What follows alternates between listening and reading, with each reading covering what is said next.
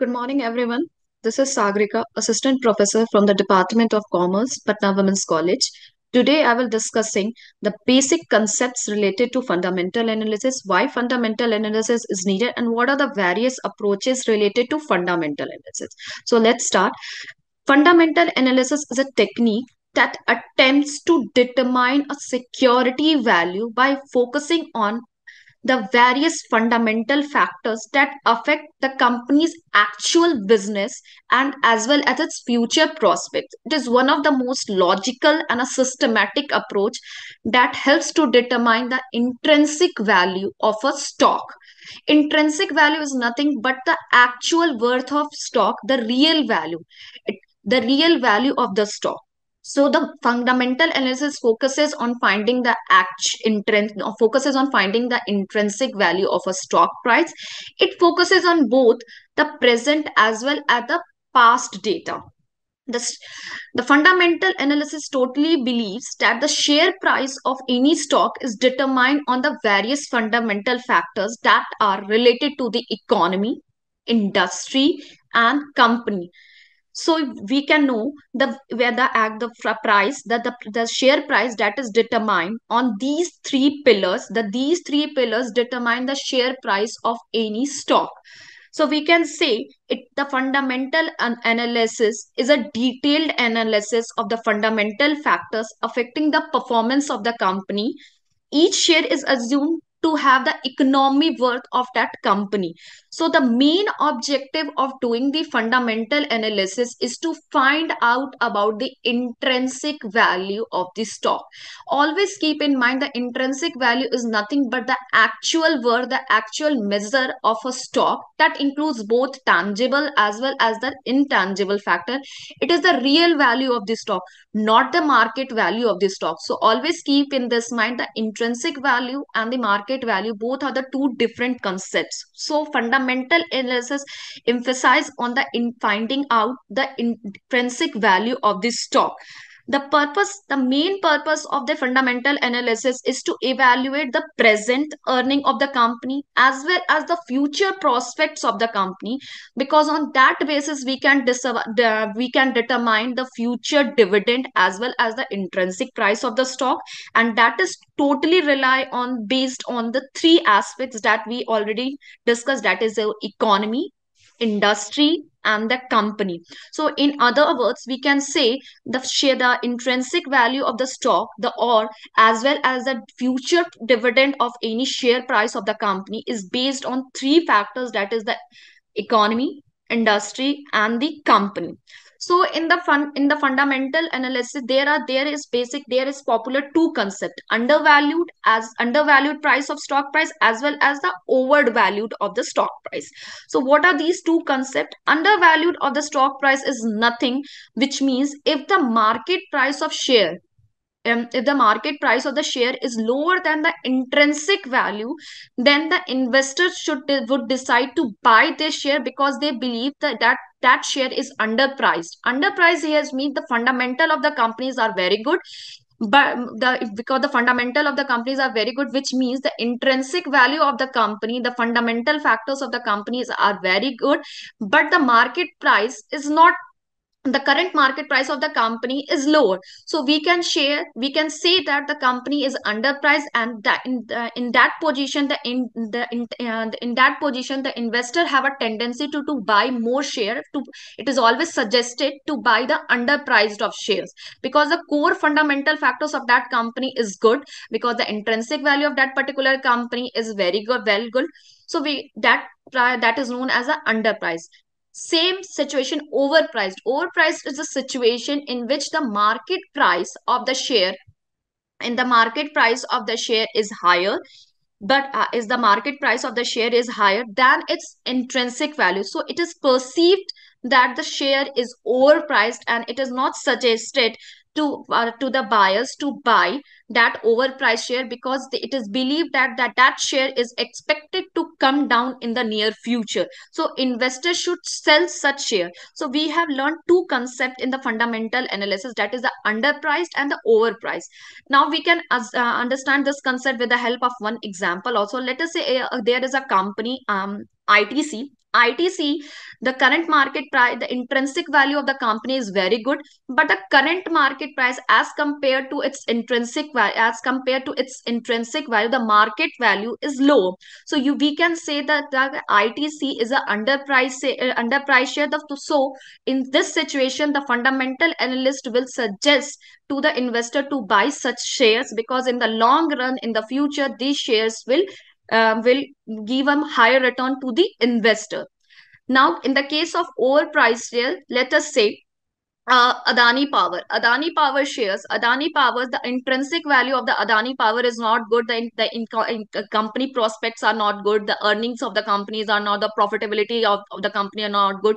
So we can say the intrinsic value of the Adani Power share is not good, but the current market value of the Adani Power is higher. So we can say these type of shares are overpriced share, and the fundamental analyst will suggest the you we can the fundamental analyst will suggest to the investor to to sell that such shares, because these shares are the overpriced, because the intrinsic value we already learned the basic meaning of the intrinsic value. That is, the intrinsic value means the actual worth of the stock price, which includes both tangible as well as the intangible factor, not the real value. So we can say the actual worth, the intrinsic value is not good, but the current market value is the higher.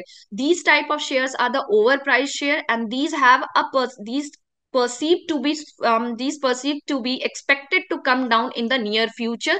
So investors should decide to sell such share. So we have learned the two concepts, overpriced and the underpriced. In an underpriced shares, investors should buy such share for the long run.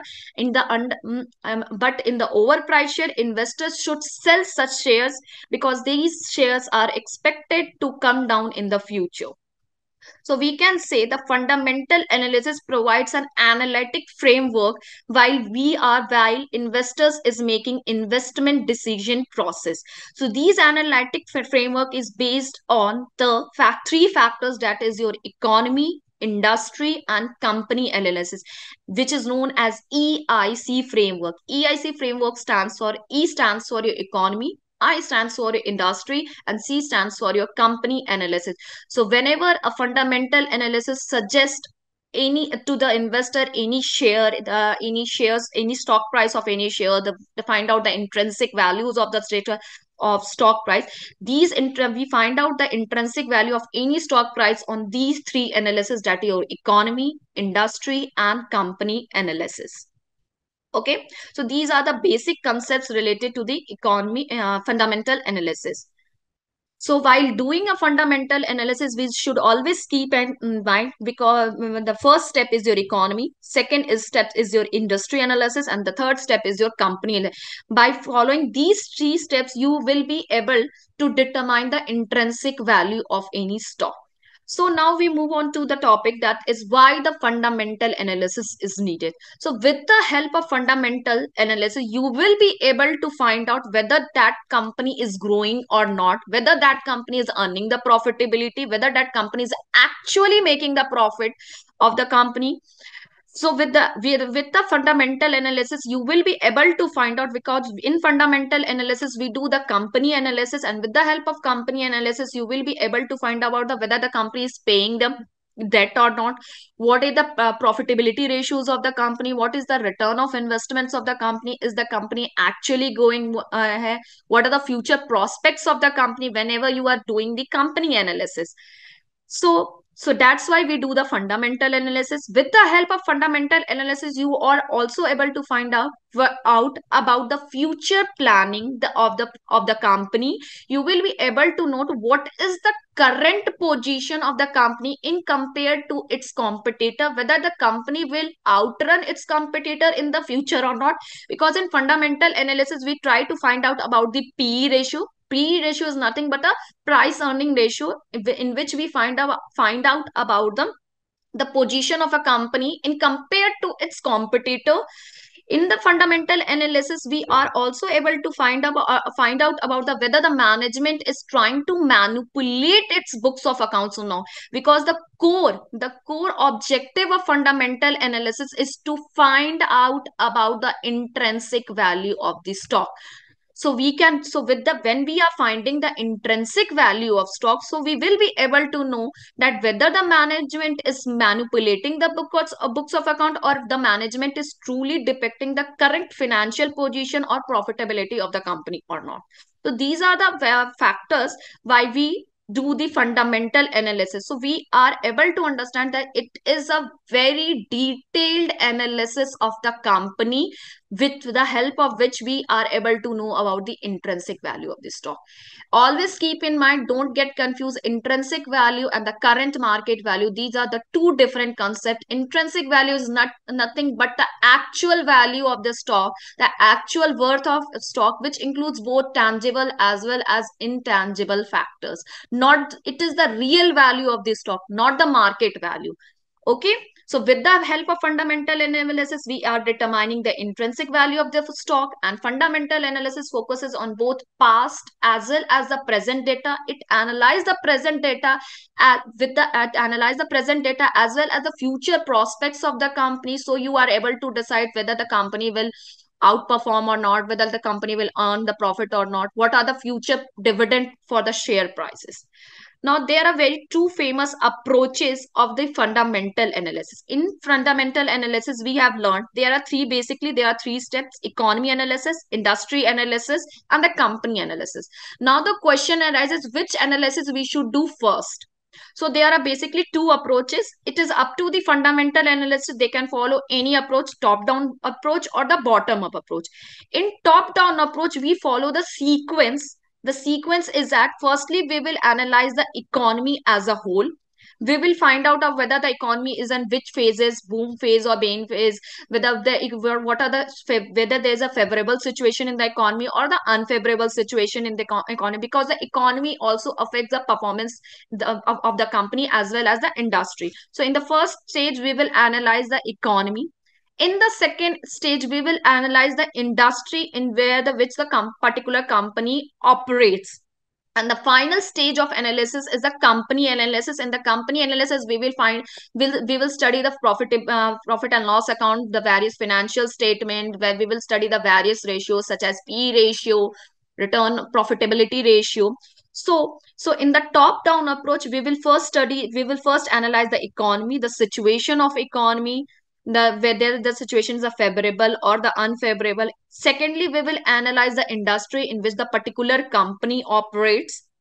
The third stage is the analysis of a particular company is done. So we can forecast on this three analysis. We can forecast. Firstly, we have forecast the condition of the economy, then the industry and the company, on the basis of which we can, you can do all the analysis whether that the price of that particular company is an underpriced or the overpriced. In top down approach, bottom up approach is the reverse way of doing the fundamental analysis. In this, which what happened, firstly we will analyze the company. We will do the analysis of the company. We will study the detailed study of the financial statement, cash flow statement, balance sheet, profitability, no, profit and loss account, and the various type of ratios. Afterwards we will study about the industry analysis. We will do the industry analysis, and after doing the industry analysis, in the final step we will do the analysis of economy, the situation of economy in which we are operating. So in bottom approach we follow the reverse way of the top down approach. So there are basically there are two approaches of fundamental analysis. First one is your top down approach and the second one is your bottom approach. Now it is totally depend on the fundamental analysis which type approach they should follow. There is no hard core rule you have to follow only the top down or the bottom approach. It's totally depends on the fundamental analyst when they are doing the analysis of the company, stock price of the company. They can follow the top down approach and or the bottom approach. But in the practical world it is always advisable to do the top down approach, because in top down approach firstly we are analyzing the economy on a larger scale, then we are moving towards the industry, then we are doing the analysis of the company in which we want to put, in which the investor want to invest. So it is practically in the practical world mainly the top down approach is generally followed in the fundamental analysis. So we have learned, so today we have learned about the basic concepts related to the fundamental analysis. What do you mean by fundamental analysis? The two concepts, the very popular two concepts in the fundamental is underpriced or overpriced. Then we have learned why the fundamental analysis is needed, and afterwards we have learned about the what are the various approaches of fundamental analysis. Thank you.